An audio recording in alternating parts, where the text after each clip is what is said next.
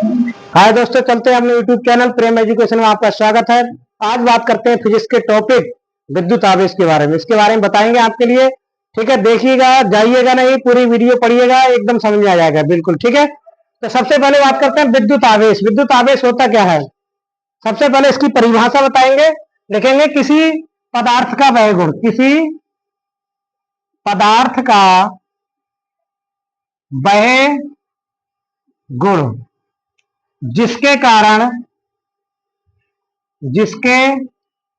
कारण उसमें विद्युत तथा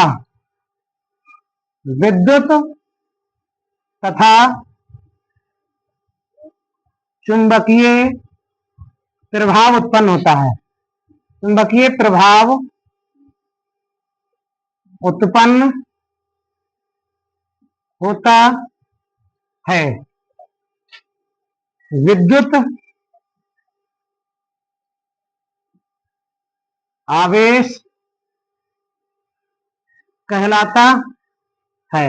देखो बच्चों, क्या होता है, किसी पदार्थ का वह गुण जिसके कारण उसमें क्या होता है, विद्युत तथा चुंबकीय प्रभाव उत्पन्न होता है। क्या विद्युत तथा चुंबकीय प्रभाव उत्पन्न होता है, क्या कहलाता है, विद्युत आवेश कहलाता है। क्या कहलाता है, विद्युत आवेश कहलाता है। ठीक है। और विद्युत आवेश को किससे प्रदर्शित करते हैं बच्चों, क्यू से। विद्युत आवेश को किससे प्रदर्शित करते हैं बच्चों, विद्युत आवेश को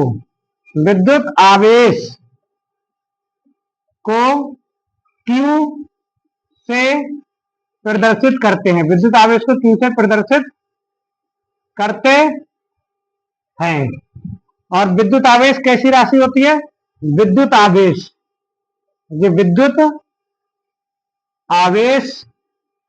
अदिश राशि होती है। कैसी राशि होती है, अदिश राशि होती है। ठीक है।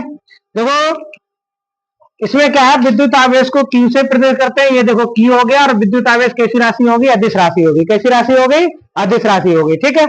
और विद्युत आवेश क्यू बराबर कितना होता है बच्चों, देखो ये क्यू बराबर क्या है, आई टी। और एक क्यू बराबर क्या होता है, देखो गौर से समझो, क्यू बराबर क्या होता है, एन ए। ठीक है। जहां क्या होता है, इसमें क्यू बराबर आई टी में क्या होता है, आई क्या होता है, वैद्युत धारा होता है। आई क्या होता है इसमें, वैद्युत धारा। और टी क्या होता है, समय होता है। इतना आपके लिए क्लियर हो गया होगा। और क्यू बराबर जहां बात करते हैं एन ए की, तो एन क्या होता है, इलेक्ट्रॉन की संख्या होती है। और ई क्या होता है, एक इलेक्ट्रॉन पर आवेश होता है। अब देखो एक इलेक्ट्रॉन पर आवेश होता है, एक इलेक्ट्रॉन पर आवेश होता है 1.6 गुणा 10 की पावर -19 कूलम। ये आपको क्लियर होना चाहिए। जो एक इलेक्ट्रॉन पर आवेश कितना होता है, 1.6 गुणा 10 की पावर -19 कूलम होता है। और एक चीज रहेगी, सबसे पहले विद्युत आवेश का मात्रक बात करते हैं। विद्युत आवेश के मात्रक की, किसकी बात करते हैं, मात्रक। देखो मात्रक कितना होता है इसका, मात्रक होता है कूलम। क्या होता है मात्रक इसका, कूलम। ठीक है। और अन्य मात्रक क्या होता है, एम्पियर इंटू सेकेंड। क्या होता है, ampere into second. Ampere into second, इसके ये दो मात्रक होते हैं। ठीक। देखो एम्पियर इंटू सेकेंड किससे निकल के आया, क्यू बराबर आई टी से। क्योंकि तो आई का मात्रक क्या होता है, एम्पियर, और टी का मात्रक समय होता है, उसका मात्रक क्या होता है, सेकेंड।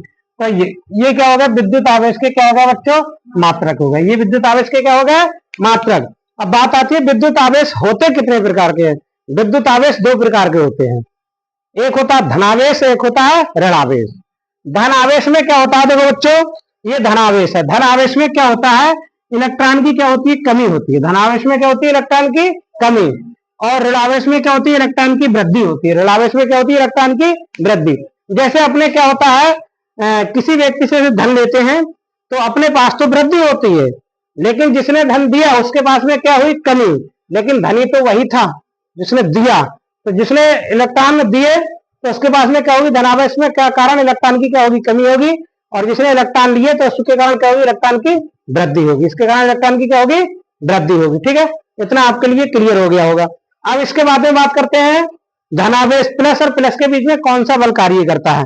जैसे बात आती है प्लस, प्लस और प्लस के बीच में, एक होता है माइनस और माइनस के बीच में, और एक होता है प्लस और माइनस के बीच में, और एक होता है माइनस और प्लस के बीच में। देखो इसके बीच में कौन सा बल कार्य करता है, इसके बीच में कौन सा बल कार्य करता है, प्रतिकर्षण बल। कौन सा बल कार्य करता है, प्रतिकर्षण बल, प्रतिकर्षण बल, इसके बीच में कौन सा बल कार्य करता है? प्रतिकर्षण बल। ठीक है, और इसके बीच में भी कौन सा बल कार्य करता है? प्रतिकर्षण बल। प्रतिकर्षण बल कार्य करता है, प्रतिकर्षण बल कार्य करता है। ठीक है, और बात आती है माइनस और माइनस के बीच में। देखो माइनस और माइनस के बीच में एक अपोजिट चार्ज है, एक प्लस है और एक माइनस है, तो उनके बीच में आकर्षण बल कार्य करता है। कौन सा बल कार्य करता है? आकर्षण। ठीक, और माइनस और प्लस के भी बीच में आकर्षण बल कार्य करता है, प्लस और माइनस के भी बीच में कौन सा बल कार्य करता है? आकर्षण बल कार्य। इतना क्लियर हो गया? अब इतना क्लियर होने वाले तो इनके बीच में लिख लेंगे आकर्षण बल। ठीक है, आकर्षण बल, आकर्षण बल हो गया, और ये इनके भी बीच में क्या हो गया? आकर्षण बल हो गया बच्चों। क्या हो गया? आकर्षण बल। ठीक है, कौन सा बल हो गया? आकर्षण बल। ये बल इनके बीच में कार्य करते हैं, कार्य करते हैं। ठीक है, और इधर इनके बीच में कार्य